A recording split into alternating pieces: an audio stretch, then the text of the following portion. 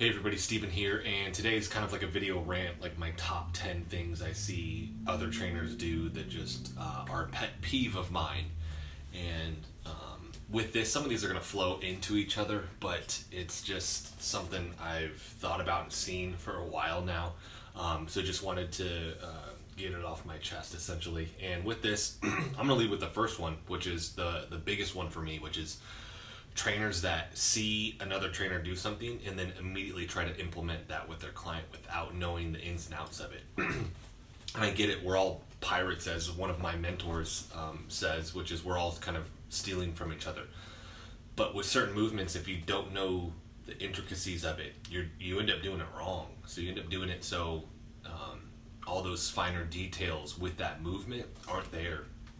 And I got one guy in particular at the gym. He'll see me do anything and then immediately just start doing it with his clients, and it's just super irritating for me to see.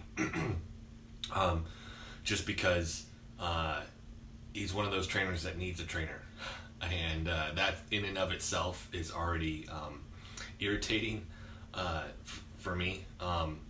And that's actually one of the points later on here. But with that, he's trying to tell people how to do all these different movements when he doesn't know. He doesn't go to the workshops, the certification. He just doesn't know. He just saw it or watches like a video online. He's like, okay, I'm immediately going to do that.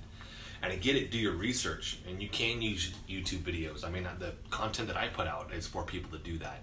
But I do that lengthy explanation because I want you to understand why you're doing what you're doing. And like I said, those smaller details with that. So that's the big one for me. Huge pet peeve I just don't like seeing from other trainers.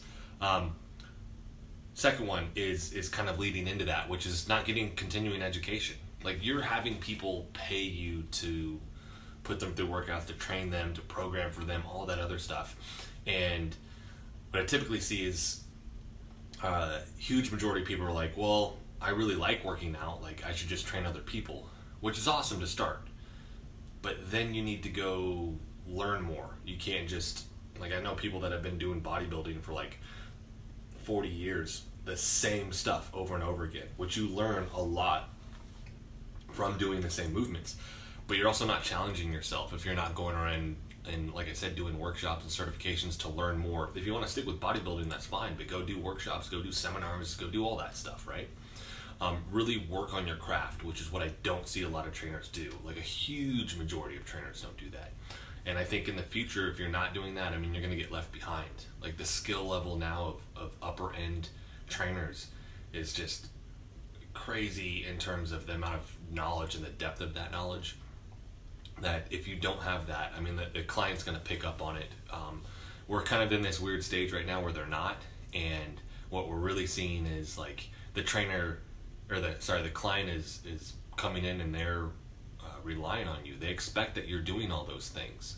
And it's interesting to me that some of the people I see train that just are letting their clients have horrible form, that aren't correcting it because they don't really know what to do, that the client doesn't then look at somebody else and be like, hey, they're doing it this way. Is that, you know what I mean? They are fully invested in trusting that person. And if you're not working on your craft, in my opinion, you're doing your clientele a disservice. Like, you're really just getting their money and be like, all right, like, and I understand that you want the best for them, but in order to provide that, you need to make sure that you're working on your skills, right? That's the second one. Third one, another huge pet peeve, same workouts for everybody. Like, literally doing the same workout. And I've seen this same trainer that I have copying me all the time. I'll see it for like 2 or 3 days in a row. It's literally the same workout for every single client that he has. And with that, my problem is, one, you're not tailoring the program to the individual, because they might have things that you need to focus on, right? And also, it's just lazy.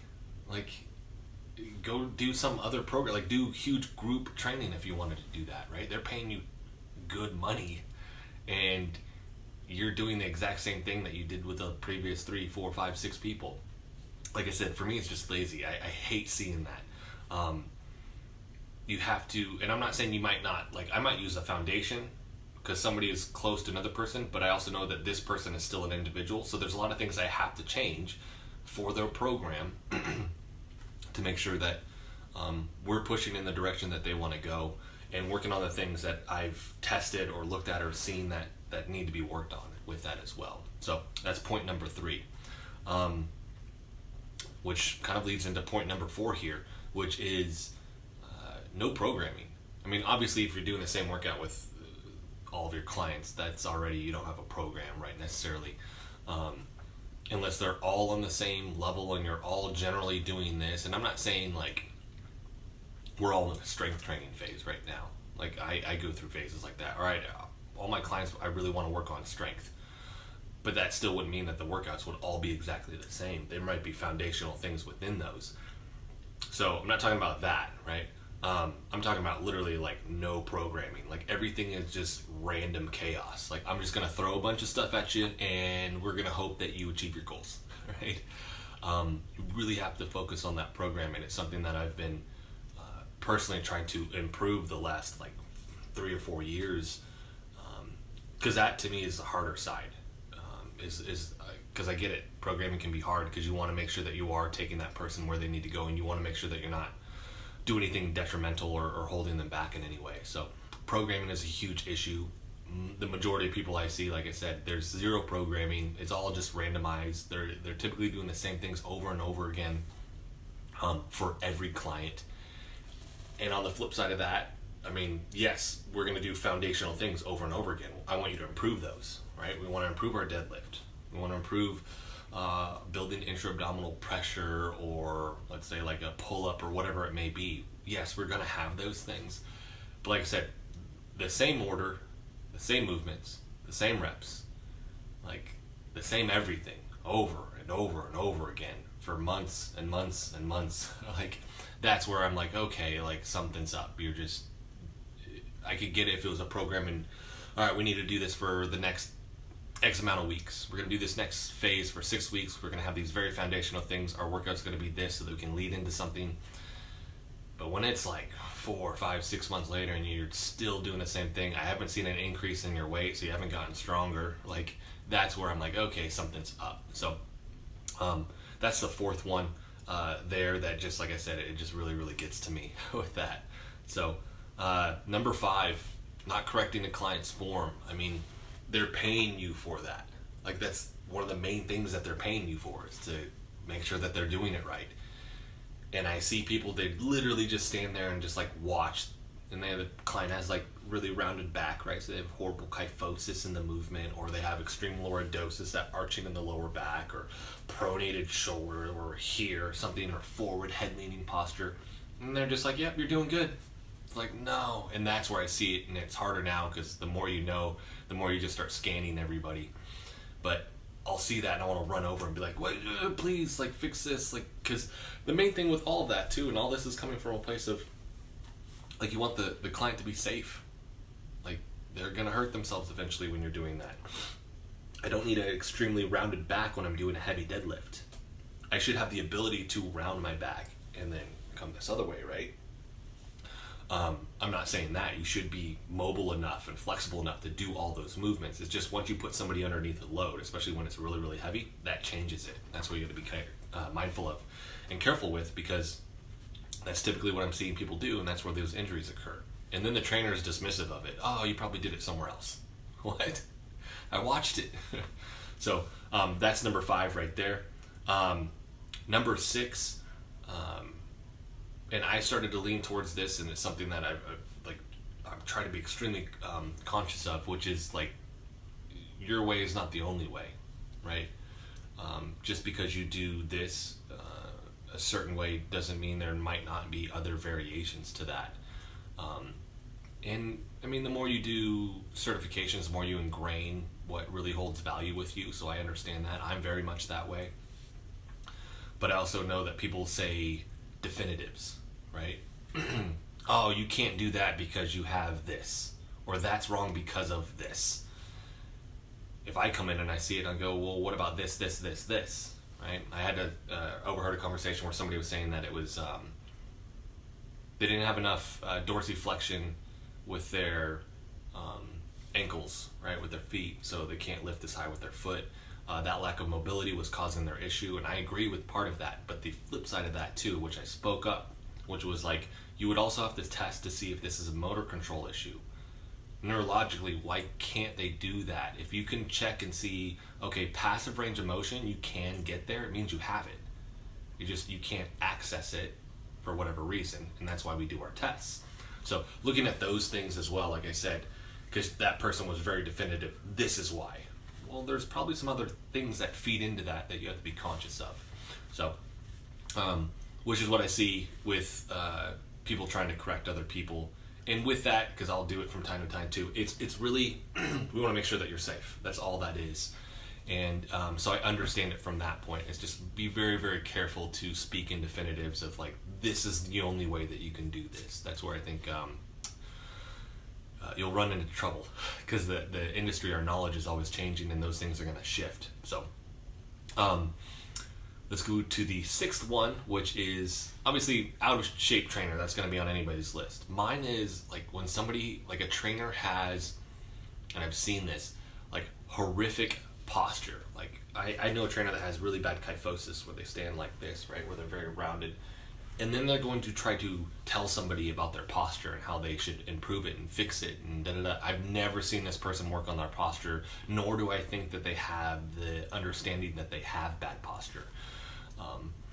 That's one of those things also where I want to see the trainer working on the stuff that they need to work, like training, one, but also working on these other things so that I can see like, oh, you have an intricate understanding of your own body and the things that you need to improve and work on, and it's been changing and shifting over time, versus I never see them train at all, and they're never working on those things. Like I said, I don't even think that when I see something like that too, and they're trying to tell somebody, I don't even think that they have the trainer doesn't have internal awareness of the fact that like this person they're in kyphosis, and then they have obviously forward rolling shoulders, right? So they're protracted, they're not retracted shoulders, and they're just don't even know, right? And they're not working on that stuff. So it's hard for me to watch somebody try to correct somebody's posture when they themselves don't work on it and have horrific posture. So that's the sixth one. Seventh one is making clients do things that the trainer can't do. I'm very adamant about certain movements I will not teach. I've dislocated both shoulders. I did it in high school playing rugby and skateboarding, which is also why I'm a huge stickler for form. I won't do certain movements, and I won't teach certain movements. Like I had somebody asking me about a back bend, like how could I? And I was like, dude, I can't do a back bend, nor do I want to do one. Although I think that's phenomenal, and if you want to do it, like you should absolutely go for it. But I just don't have the ability to. Like the risk to benefit for me for that with my shoulders just isn't something that I want to push towards, right? And so with that, I might be able to tell you like some mobility stuff that might help with your thoracic spine if that maybe you feel like that's an issue, but I don't know. I can't do the movement. I'm not going to coach you or try and teach you that movement. The same way that I realized I didn't really know what I was doing with kettlebells, so I went to a bunch of workshops. I have a trainer that trains me in them.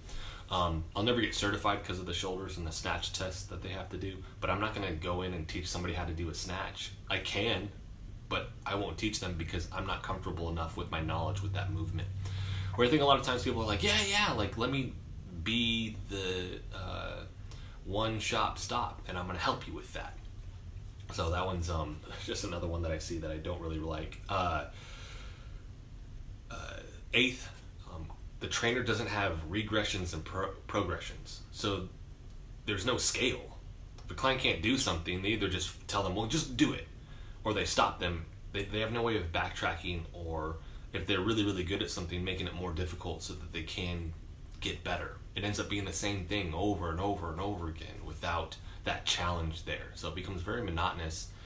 And with that, their progress as a client becomes kind of stagnant. So it's another thing I really, really hate to see with that one. Number 9, I'm going to say, and this should have been an earlier one too, because it's really just a big pet peeve of mine, which is like trainers doing like massage in like adjusting their clients like they're chiropractors. You're not a chiropractor, you're not a massage therapist, you're not licensed or anything like that. That's what I'm talking about. If you are, that's phenomenal. I wish I was. I won't touch my clients in that regard. I might do like a little bit of assisting with a stretch.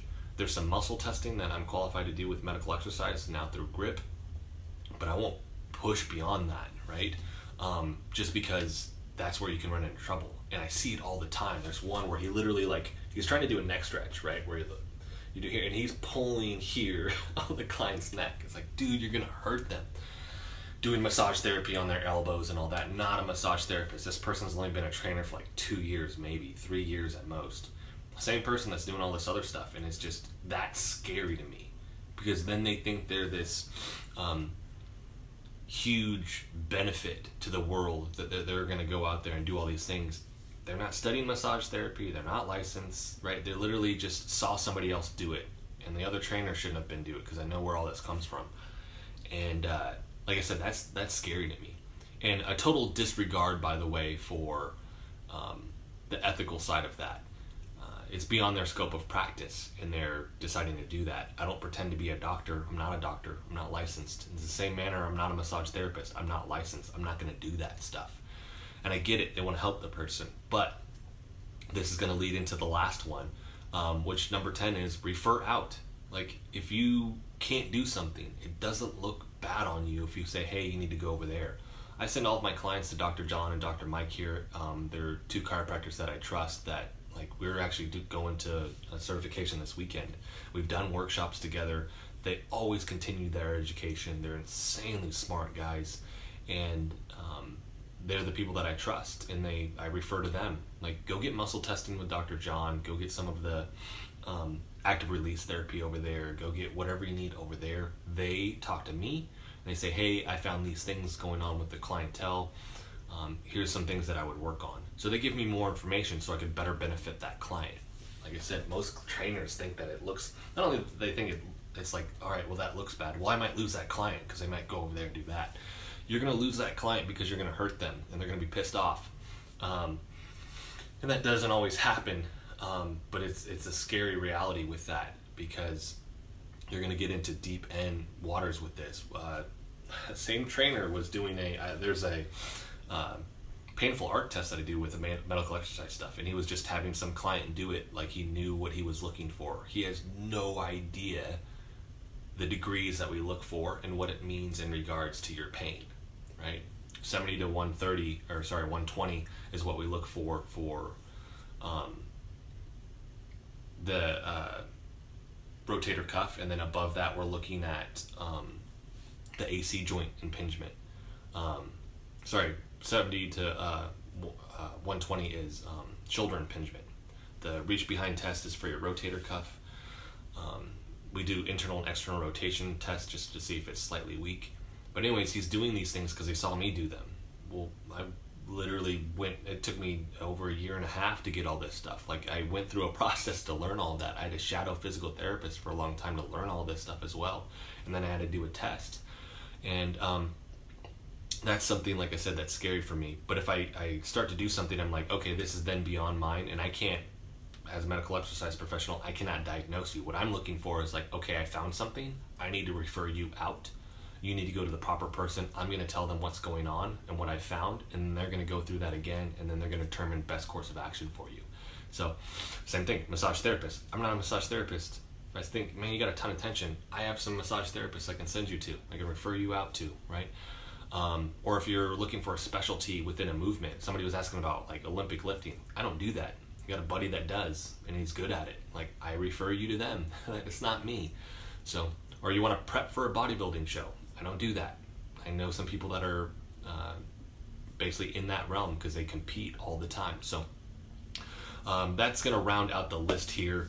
Like I said, longer video, more of a rant. It's just things I see constantly all the time, and I'm just getting to the point where I'm frustrated with it because I don't want this to saturate the industry. I think, like I said, if you're not doing a lot of the things like the certifications, the workshops, continuing your education, working on your craft, you will be left behind here in the next handful of years, just because what I'm seeing with the higher end level trainers is just insane stuff with what's going on, and people know about it now more so, and because of that, they're going to have a better understanding of you're just kind of making stuff up or you're doing things that you shouldn't be doing. So if you guys like the video, hit the like button for me. If you want to continue to follow along with all of my content, hit the subscribe button for me. I'm actually going to be rolling out more on the exercise stuff here. It's been a little bit in terms of the last time I put out one of those videos, just because I've been busy getting this grip approach certification done. Crazy cool stuff. It's just a lot of work. So that'll be coming out, some more videos with that probably later next month. So look forward to that. I want to thank you guys so much for watching.